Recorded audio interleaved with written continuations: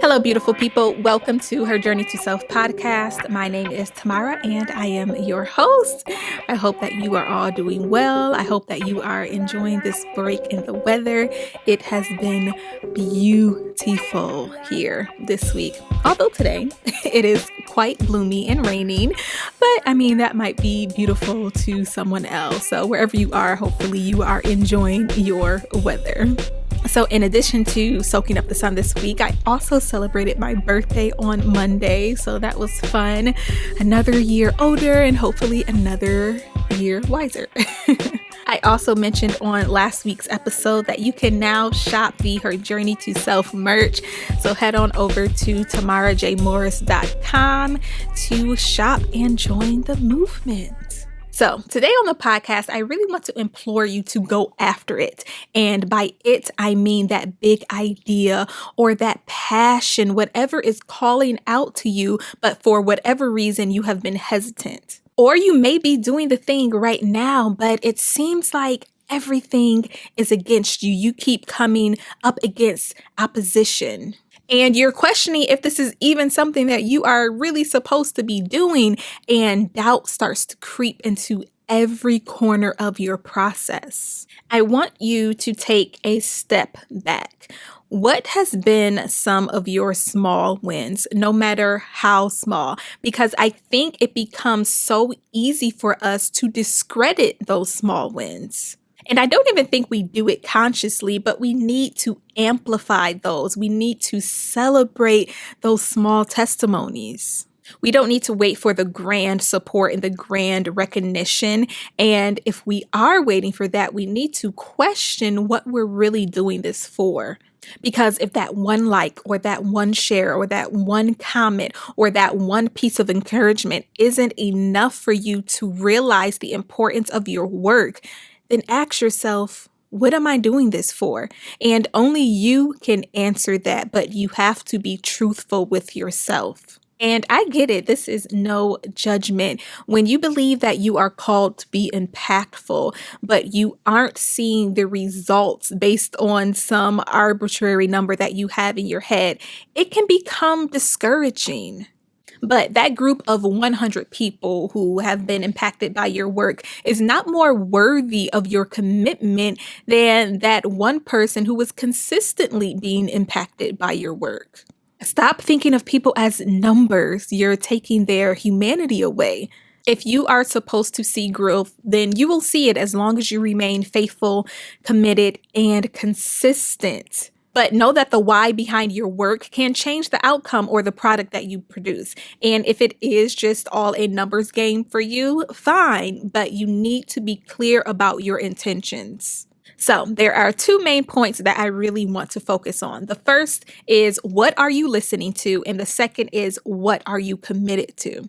So the first, what are we listening to? I think that we can gloss over this one so easily. It has become so common to hear. You hear a lot of people talk about it, but I don't think we do a really good job of putting it into practice. First, let's start with what we are telling ourselves, because words are powerful. If we are consistently telling ourselves that we're never going to make it, we're never going to be successful, we don't know what we're doing, we're dumb, we're stupid, then guess what? We are going to be operating out of a mindset of lack.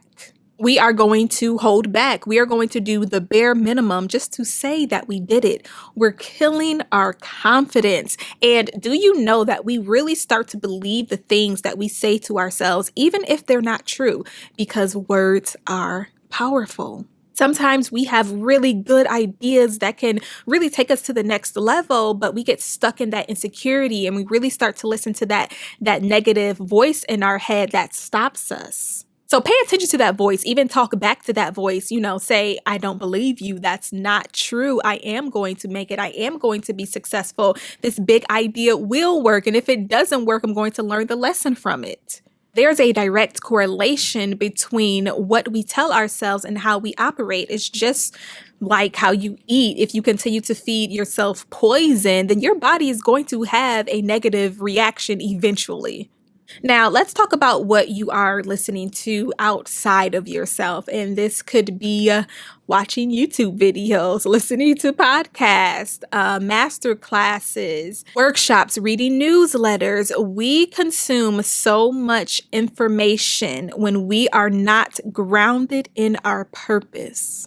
We're confused, so we're trying to find the answers, but we're just creating more confusion. But everything is not for everybody. You have to get so clear about your why and your purpose that you are not easily swayed by every bit of information that you receive, because we are living in the information age. Information is so accessible.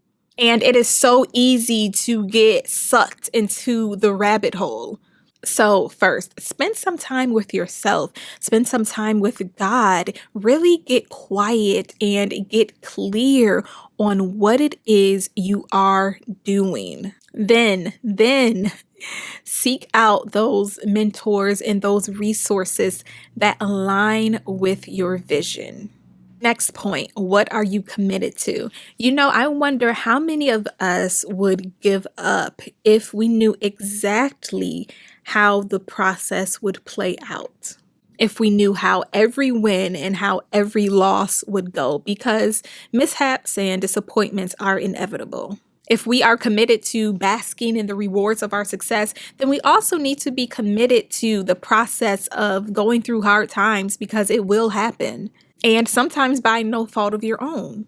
If you're going to just throw in the towel every time you make a mistake or every time something gets hard, then you aren't going to get very far.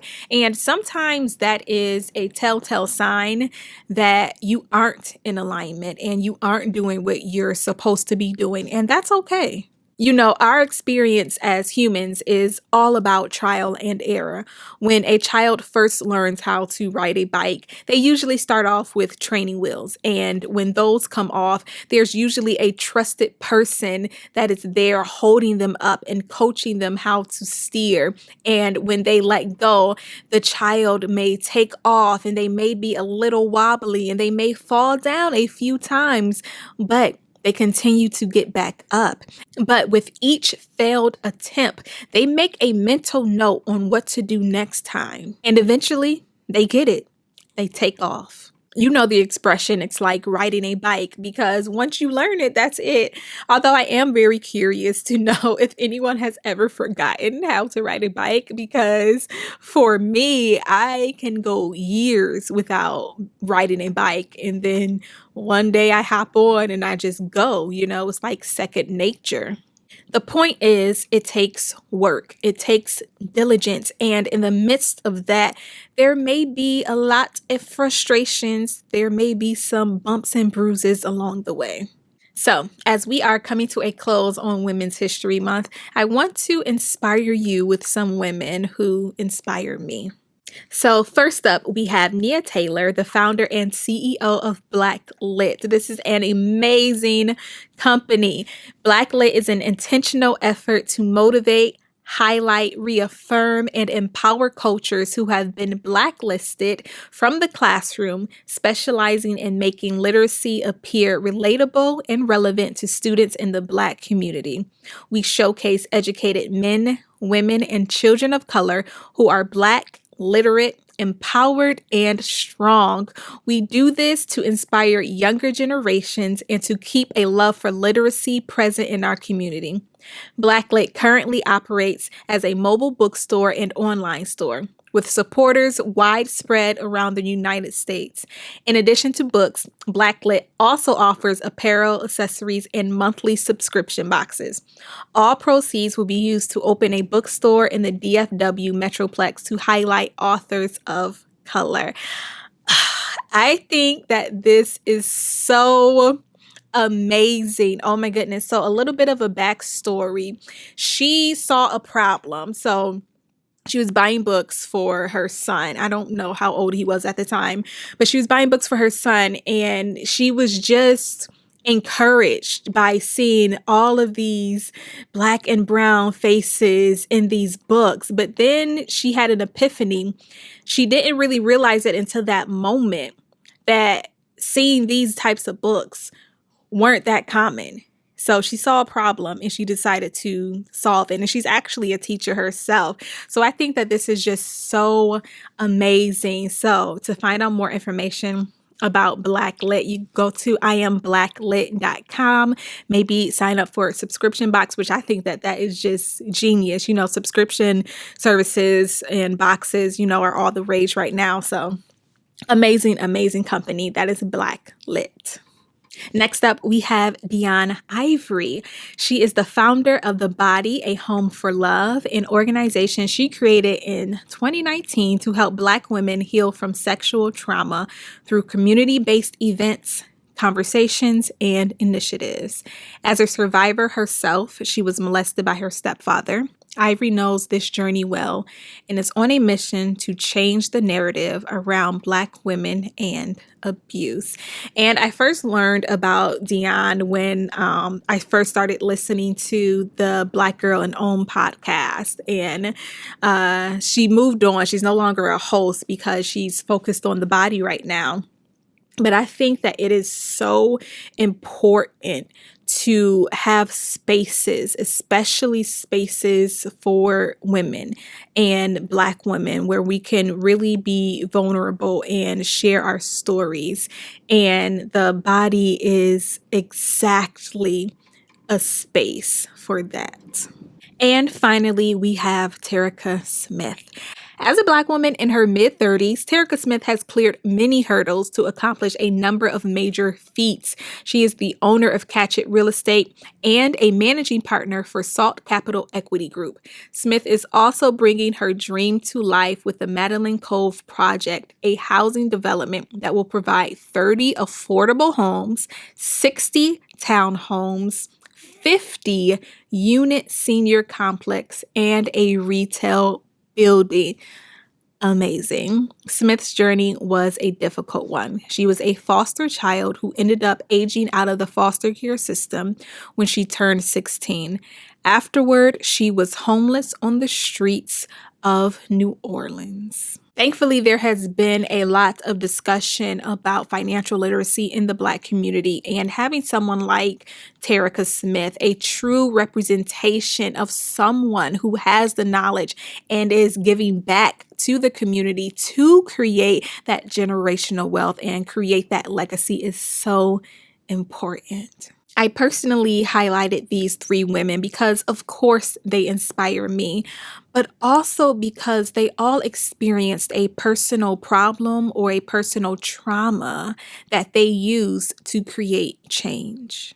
So often we can allow our experiences to stop us or tell us that it's not worth it or that we're not worthy. We get stuck in the status quo, but it is that same experience that has the power to create the change. All of our stories are unique. All of our testimonies are important. All of us are needed. So, are you ready? Are you ready to finally go after it? Are you ready to finally give it your all? Because I think you should. So thank you so much for tuning into today's episode. I hope you've been encouraged. Don't forget to head on over to Instagram and follow HerJourney2Self. Enjoy the family over there. Please don't forget to rate the podcast. Let's continue to grow this movement. Also, remember that you can now shop the HerJourney2Self merch. Just head on over to tamarajmorris.com. Remember that your testimony is not for yourself. It is for the world. Until next time, peace, love, and light.